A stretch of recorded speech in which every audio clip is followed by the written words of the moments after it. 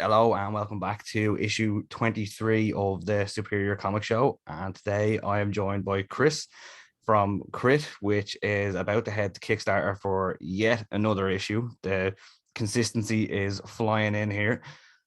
So I would just like to take the opportunity. Chris, welcome to the show. How are you today? Good. Thanks for having me. I appreciate it. No problem at all. So look, let's just dive right into it, into Awesome. the point at hand. Tell me about the upcoming Kickstarter. So C.r.i.t issue 6, number 5. I hate how you have to how we complicated things with an issue 0, but so our 6th book is hitting Kickstarter March 2nd. It'll be that issue is going to be like a double-sized issue, so it's going to be close to 50 to 56 pages when all is said and done with, and it kind of closes out our first season or chapter of C.r.i.t. So C.r.i.t is based on a Dungeons and Dragons campaign that I created. I figured, when you're playing D&D, your characters are pretty much like, they're like superheroes, but most of the time you get murder hobos. And, so I pitched the idea of, ditching the murder hobo part and keeping the hero idea and like adventurers, being the heroes of the city. And we set it in 2019. So in their world right now, it is, it keeps up with current times. So we're still in 2022 in their world. So all the pop culture references are there. All the stuff that you would want to see in like a dumb, D&D campaign, it's all there. And so we're 38 issues written. This is the 6th book we've put out, and it flows just like the game. So what I do is I record the sessions, and then I turn around and draw them out, sketch them out, send them over to the guys, have them look at it, tell me what they think, and we kind of go back and forth a few times on the script, and then after about 3 months we have a book.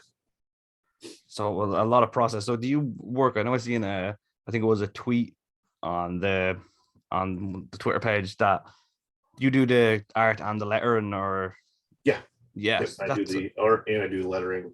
Taught myself how to do it all at once. That's a lot of work. I know from my own one, I done the writing and the lettering, and man, lettering can be such a pain in the ass, especially as it's the final step before print. Yeah, it's last book was even harder because I had the whole book lettered, and then we did we wanted to do an audiobook version of it. And so we did a roundtable read, and the audiobook, they added things in that weren't on the book. So I had to go back in and re-letter the whole book because some of the stuff they said was just perfect. Lettering is fun. Sometimes I enjoy it. I do. It's a great break from, drawing 30 pages of art. It's a good break from that. But then I also do it for other books. And what I've noticed is a lot of creators, a lot of writers, a lot of artists don't understand that letterists need space as well. And I'm trying to cram 2 paragraphs worth of dialogue into a space that can fit maybe 4 words. And so it's been a learning experience for me, because now when I go to do my artwork, I have to always yell at myself because, I'm guilty of wanting to use my whole panel for the art. And I have to say, nope, we need room for words there. So I think doing both gives me a little bit more success in that area, and I allow myself that breathing room in the art. Yeah, it definitely gives you and the only person to blame if it goes wrong is yourself, as you say. Right. No arguments there.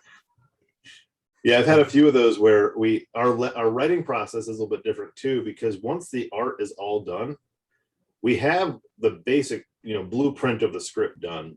But when I finish the art, we get online and we open up like a Zoom, and we just share the screen and we read it out, and I start working on it, and we're like, well, that won't fit there, so we have to break this up, and we kind of make the dialogue fit. But then there's times when they yell at me because I didn't give enough room. Like I know even myself, I wrote when I got to the lettering stage, I was cursing myself for a lot of the stuff I wrote, and I was like, I need to take a lot of this out now. And it's like the artist gave me as much room as she possibly could, and I decided to go on a mini rant for no reason in the dialogue here, and I just need to cut at least half of this. Yeah, I think sometimes like we as writers will forget that this is a comic book, and with a writer, you know, and especially if you're emotional about the topic, you're going to have a rant somewhere in there. And you know, I also play editor for other people as well, so I'll be lettering their book, and I'll call them and be like, hey, you've got this one character repeating the same basic thing 3 times. Yes, he says a little different, or there's a little bit more emotion and stuff in it, but I'm like, you've got it 3 times in the same panel, and unless you want to cover all your art, I cut it down to this. And they're like, oh, well, that makes sense. And I'm like, yeah, you know, you have to remember you're visually storytelling and you're verbally storytelling at the same time, so you need to lean on both. Yeah. It's a weird medium sometimes, you know, for going from someone who likes writing books or working on film. Working on comics is a very different way of storytelling, because you have to condense it, but you have to condense it in a way that can still grab someone's attention. Yeah, I 100% agree. And even with yourself, I don't know. You mentioned earlier that you have 38 issues written, and this is the 6th one that's going to be released. How do you stop yourself from getting overexcited and dropping spoilers for, say, future issues? I know myself. The further on I get, the more I want to tell people about what the plan is. I drop like things here and there. We've discussed some of the plot that can't get leaked. Yeah. I mean, even with the game, I've written where a lot of this story is going to go, because they put so much in place that I already know what's going to happen. And even for my players, sometimes there's a little bit of a gut punch when something happens, and I want to leave those moments the same for the reader. But I do think that there's like a piece of interest, because we're indie, okay? It's not like Spider-Man, where don't spoil that for me. I really want to experience Spider-Man's story, right? No one really cares about my book that much. I'm still a nobody, so dropping some spoilers to get some interest on something like, oh yeah, we have big giant robots, like Rock'em Sock'em robots. Oh, well, I want to check your book out because that sounds fun. Or, you know, they dress up like Power Rangers, and I have to figure out how to do that without, you know, having all the, what is it, Boom Studios, and I forget the other one that does that, have them come after me. I'll have to figure out through the door. Right. It'll just be like ripoffs of the costumes, but you know, in one book they go to Japan and they dress up like Power Rangers and fight Godzilla. And so I've also got to figure out how to draw Godzilla without encroaching on that as well. But you know, if I talk about how some like the cool stuff that happens, it gets interest. Well, I want to check this out now before that happens. I kind of drop ideas, but not really spoilers. My favorite one is probably around issue 16. Depending on how I lay it out, around issue 16, it's going to be a completely different artist. I'm going to hire someone to do it that can do like manga style. I'm going to do the first page or so, and then one of the characters, the tech guy, he creates like an LSD bomb, and it falls and it goes off on him. And he looks up, and then everyone's going to be in a different art style, and the whole thing takes place in Japan. So I wanted to give it like a Japanese style, because a lot of my characters based off manga. Yeah. And so I thought it'd be really funny to have, you know, that kind of art style for a book, but it really be because the one character is high on LSD. And so you're kind of seeing everything through his perspective the entire time. Right, so that's, let me just take that down. Issue 16 for the LSD trip. Yep.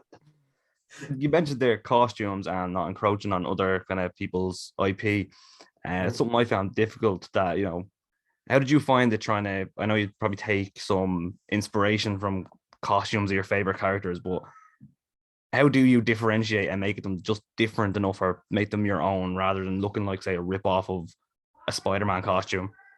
Oh, I saw that on Facebook one day. Someone posted their own character, and it was like, well, I thought it was Spider-Man when I was scrolling, and I stopped and I was like, oh wow, he ripped off. I mean, it was a blatant ripoff, right?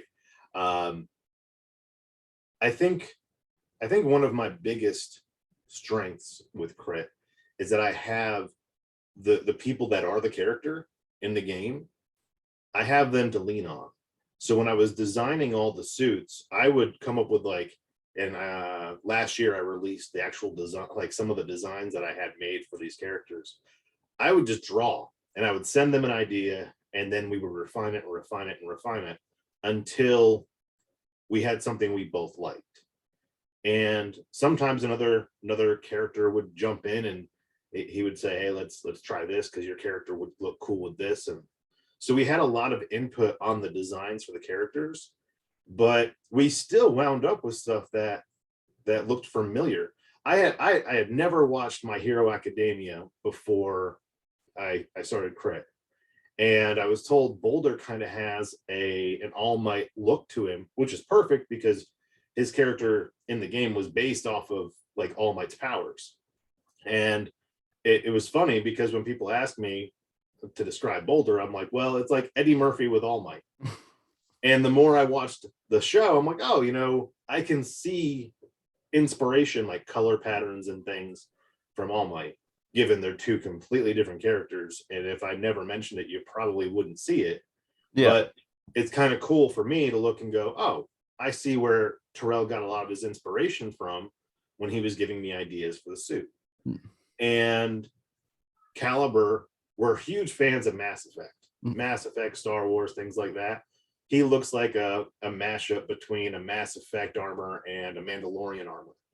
And in turn comes off kind of like a Deadpool because he's red and he's sarcastic and uses guns. So I had to learn early on, if you have a red character that's sarcastic, you're going to get compared to Deadpool no matter what. Even though my character is in armor and doesn't do the weird backflips and act like Spider-Man. I actually do that on purpose. Brad in real life is trained in like 7 different forms of martial arts, can do backflips and things. And I told him, I can't draw you doing all these crazy backflips and jumping off things. And he was like, yeah, I get it. Because if you do that, I'll look just like Deadpool. So we have to do it tastefully and make it look more realistic, which takes some of the fun out of it for us. But at the same time, I would rather keep it more grounded and have an original character than have somebody come along and be like, oh, Deadpool does that, and I mean, one of my characters is literally a kid in a hoodie with a mask on. He just has like, he could walk around for COVID. that I asked him what he wanted his character to look like, and he said, I don't want a suit. I don't want to be a superhero. I just want to be a kid with a mask on, and that's it. And so he has like a little jaw mask, and that's it. See, I think that's the perfect cop out now. Like my character in my first book, literally before he gets his super suit, is just a kid in a hoodie with a COVID mask. Yep. I've seen a lot of them lately. I'm like, okay, I like, you have to be a little bit different with the color scheme, but there's nothing unoriginal about a kid in a hoodie, Yeah. And so what makes him a little bit different is he shoots fireballs. When his powers are turned on, his eyes glow and smoke. If he doesn't have the mask on, he breathes fire. So he keeps the mask on because if he opens his mouth, like fire just comes out. And so that's the purpose of the mask. Because in issue 0, he doesn't have it, and you get to see him just like engulfed in flames. And they're like, well, you're supposed to be a hero and you're kind of scaring people, so let's put a mask on you. And that was actually because in game he decided he thought he could, because he thought he was like Ghost Rider for some reason. He was trying to eat people's souls. And so we put a mask on him because I was like, well, now people have seen your face. We need to cover you up. And so people won't know that it's you. We'll do a Clark Kent on you. And then I have my tech character. I just designed that one randomly. And it's apparently I made the most complicated mask to draw. And I have like a lot of my friends are like, I don't want to draw that mask. You just made it ridiculously hard to draw. Because it's a lot of like oval lights on it, and they're all different sizes, but they're symmetrical. I'm all about symmetry. And so a buddy of mine was like, I'm not doing that. I'm going to make my own version of your mask because I just don't want to mess with those ovals. But that's how I get away from really ripping off other people's stuff. If I look at it and I say, I see this, and I'm very critical of my stuff, then I'm going to change it. Or if I show some people and they start giving me some feedback and they're like, that looks like this, then I have no problem changing stuff to avoid that. I think there's a lot of creators, you'll call them out on something and say, hey, that looks like this, and they'll immediately get defensive instead of, there's a couple ways you can take it. One, cool, I was inspired by that. Right.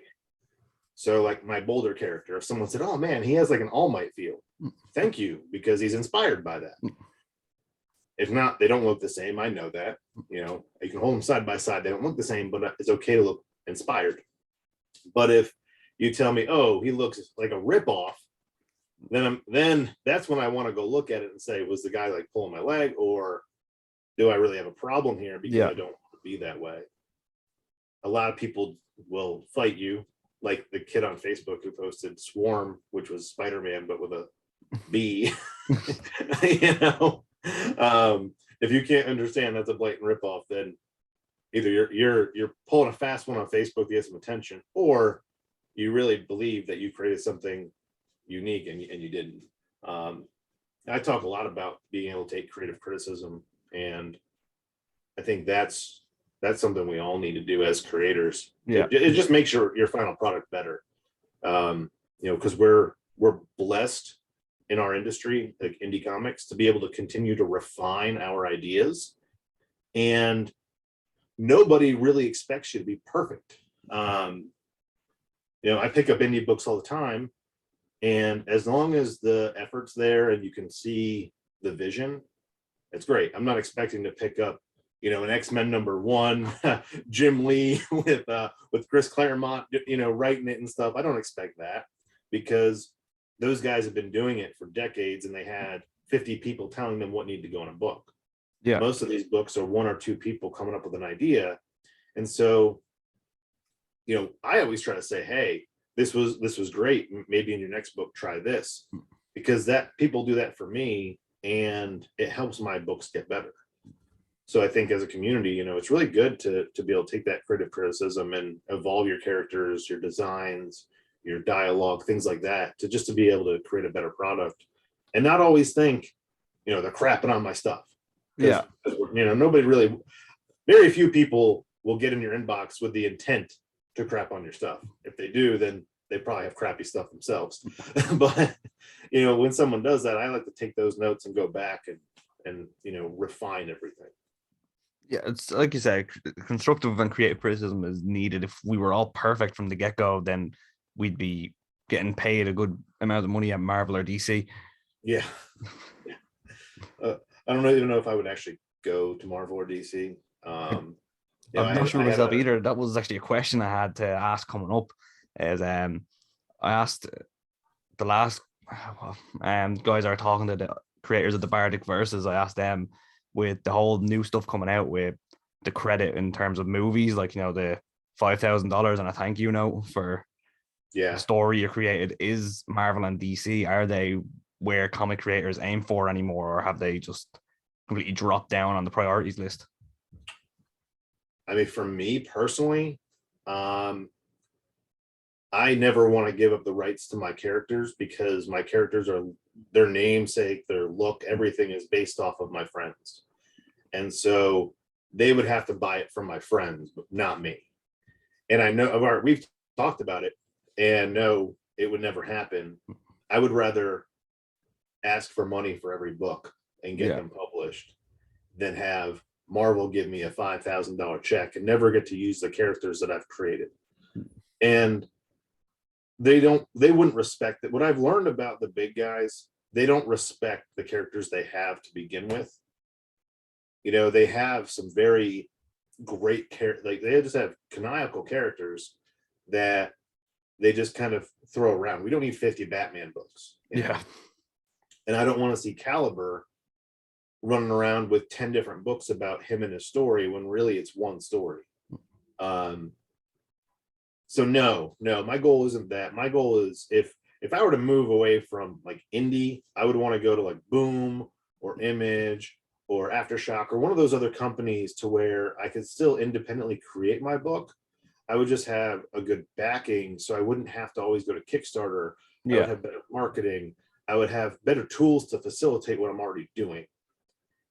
Marvel would just, take my character, he'd get 5 seconds on the screen, and if people liked him, he might get his own, Marvel TV show or something. Which, yeah, I've looked heavily into even how they treated the guys from Superman. They gave them like $100, and they've made 50 years of Superman, and their families had to fight for, any monetary value from characters that had made millions and billions for these companies. And you look at the story of like what Ditko and what happened to him, and just creators always get crapped on once they give up the rights to their characters. And I love looking at film and how actors do, because if you look at like the first Star Wars films, Han, the guy who plays Han Solo, he didn't take this big payout. He took rights and merchandising. He said, I want that because I might make some more money. So if someone come to me and said, hey, Marvel Studios knocks on my door, they would have to still allow me to have rights to the character. They would have to take me and understand that I don't listen to anybody else. So they're going to get whatever I create. And that's it. Yeah, I don't think I'd ever leave the indie community. Even myself, I've thought about it myself in my wildest dreams. I was like, if I was offered, I'd make sure my contract had that I get a certain percentage of the box office as well for if it goes to the big screen. If I was ready to retire from doing it, then yes, I would protect myself with a lot of contingency plans in the contract. If a movie's made, if a TV show is made, if an animated show is made, if he shows up on anything at all, I want money. Yeah. Every book that's printed, I want money. Kind of like, what Lucas did with Star Wars. He still, he made tons of money off Star Wars because if you used it somewhere, he got paid. Yeah. And I think even the actors now, because of their likeness, they get paid. And they started doing that with sports people. Like your likeness shows up in a video game. Even though the NFL is the one that sponsored it and they're the one taking the money, they got to pay you now. Yeah. I think that's important is paying people and taking care of them. Yeah, it's like with most music artists now, if you want to use their song in your movie, you need to pay them. Yeah, or write your own song. That's what I do. Yeah. So basically, it should be the same with comic creators. If you want to use my character, you have to pay me. Right. We need to be able to get the rights to our stuff. We need to be paid for our right to our characters. There was a guy that messaged me and asked me if he could use my characters in a game he was working on or something he was working on. And I just think a lot of people don't understand the creative rights. And my wife's a photographer, so every time she takes a photo of someone, she gets a model release form to be able to use their stuff. Yeah. So I know quite a bit about that, and I'd done a small bit of independent acting in some small films and things. So I know about some of it, and I was like, well, what do I get? I don't mean to be that guy that says, what do I get? But if I'm letting you use my characters, and I always look at exposure, right? So if this guy had, 50,000 followers on Instagram and an active website, and it benefited me more than him to use my stuff, well, then, yeah, you can use them, but this is what I want. I want to make sure that I'm credited, that people, that your followers are now going to be, directed towards my stuff since that's my character. But I looked and I'm like, you don't have 100 followers on your social media. You don't have a website. Where's the benefit? Or are you using my character to draw attention to some game you're working on? And if that's the case, then you got to pay for a usage. Yeah. And so when I started talking like that, it was like, oh, well, I just want to make a game and then sell it. I'm like, well, then no. Because, I can't monetize a 99-cent transaction on Google Play Store. What am I going to get? Like a penny or something every time? Like I was signed to a record label for a long time. So I know all about trying to recoup your money from digital sales. And I was like, no, I'm good. I appreciate it, but no. And I think that's another just learning aspect of the indie community, is knowing about those things. Our biggest flaw is that we think it's easy. I was the biggest one flawed by that, because I thought, hey, I have a book, I'm just gonna throw it out there, people are gonna like it. And then I didn't know anything about marketing. I didn't know anything about social media. I didn't even have an Instagram when we started this thing. And so I just started doing a lot of research, and I was like, wow, this is a job. Yeah. It really is. It becomes full time.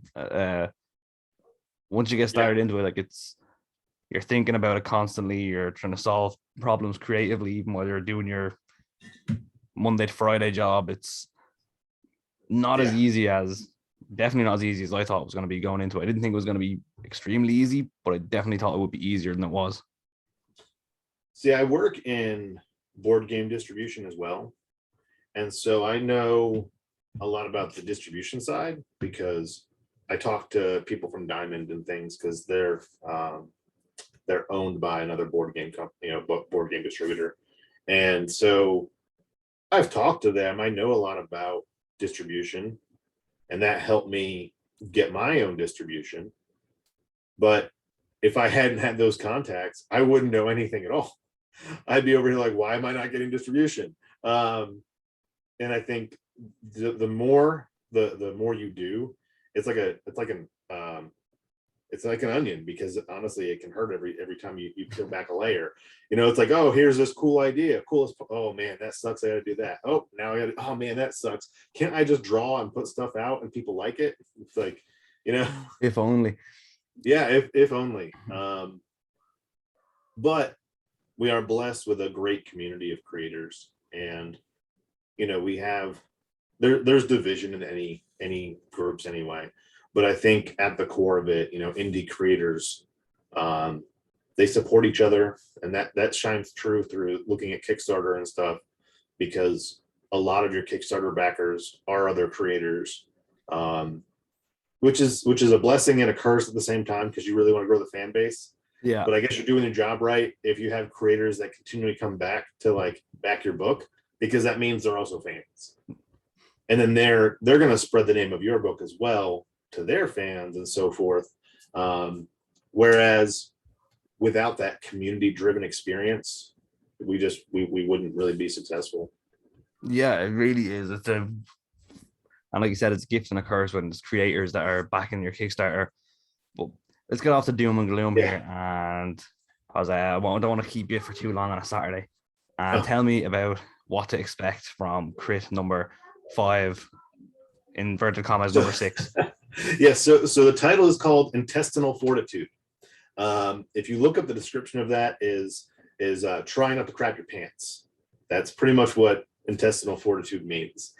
And the book is filled with, and so far my books are known for being tongue-in-cheek, humorous, and a lot of fun. And this book, we bring in the same elements that people are used to in the previous books. There's fun. We have a talking cat that is an alcoholic. Okay, so just to set a little bit of the tone, one of our main characters is a telepathic talking cat that wears a bow tie and a top hat. And he was missing from an entire book because he was drunk. So, this book, he's hungover, which is even worse. But they're getting a rematch against the Masters of Mayhem, which is my villain team we introduced in book 3, and it gets very dark. So we are keeping our fun, lighthearted tones, but there has to be, in a world with heroes, there has to be bad, and that's what they're finally seeing. And again, this is based off D&D, so it's a buildup. I'm never going to just throw in everybody into this massive fight and not have it pay off later. And a lot of what happens in this book is closing out some of the questions and things we've started from issue 0, but at the same time creating more questions for what's the future like for C.r.i.t.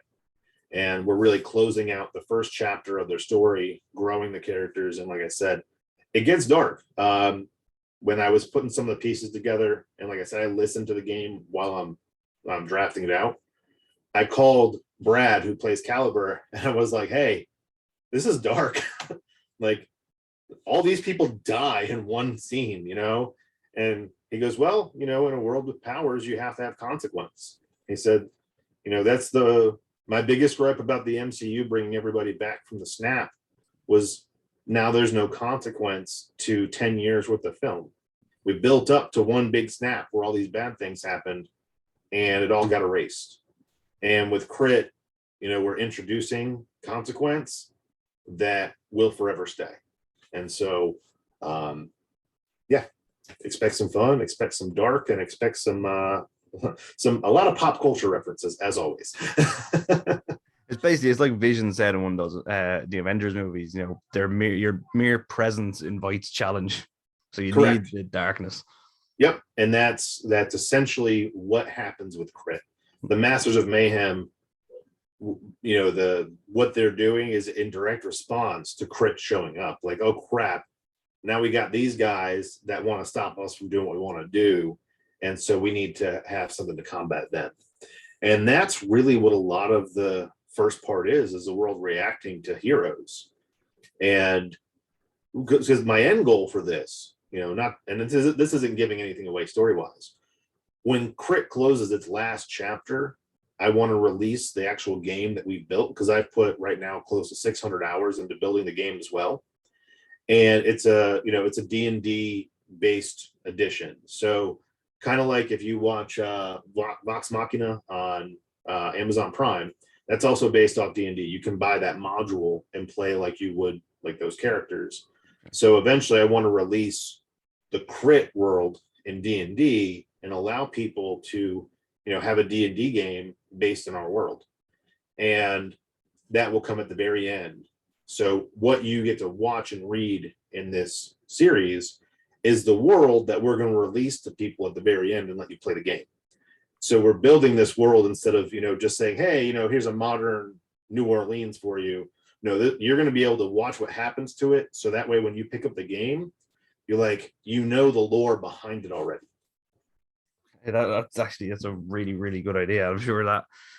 Do you know any idea what issue is going to be the final one, or is it it's still going? It's going to be anywhere from 36 to 40 issues. I think we can consolidate it, because not all the games and all the writing is going to make it in, because it is D&D. There are things we've started and then not closed out. So it was almost like pointless to really introduce that to a reader. Whereas in the game, my guys are like, oh yeah, we just never did anything with that. But if I introduce it in the book, a reader might get attached to that, and then they don't see a final for that, and it kind of puts them off. So I'm trying to, round out the edges and give a nice, clear, concise story. But yeah, I think 36 to 40, we're going to have 2 side books, which we're actually working on right now. One of them is a small team of like PMC soldiers that operate next to Crit. We have a group called the Vanguard that comes in later. And I have 2 more sessions of Crit. We're going to pause that for a little bit, and they're going to play Vanguard for a little while. So we get our Vanguard team. And what that does is, and the purpose of that storytelling wise, is to round out the world around Crit, because Crit is told from their perspective the entire time. So the reader sees what the player sees. What Vanguard does is allows the reader to also see what else is going on in the world that Crit isn't paying attention to, because they're taking care of like bigger threats. Yeah. And so that's one. And then we have one of our villains. I'm not big on villain redemption arcs at all. So we're not doing a redemption, but we are doing a villain story just to fill in a gap, because this villain kind of disappears for a little bit and comes back. And we just want to fill in that gap, because that time period does have a bigger impact later. They're almost like your street level team. Right. Yeah. But so there is quite a bit of Crit to tell. But I'm thinking I'll probably be at this for a few years. So then, so 36 to 40 issues, and then you have Vanguard will be there as well. And do you have any more kind of spin-offs planned, or is it that you're going to go into a different book? I think after that, what I'd like to do is let players introduce characters to the world.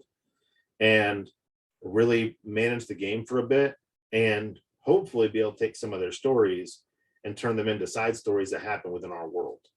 So then our readers and our players can really directly affect the world of Crit. So I might move into that. We have a few other ideas.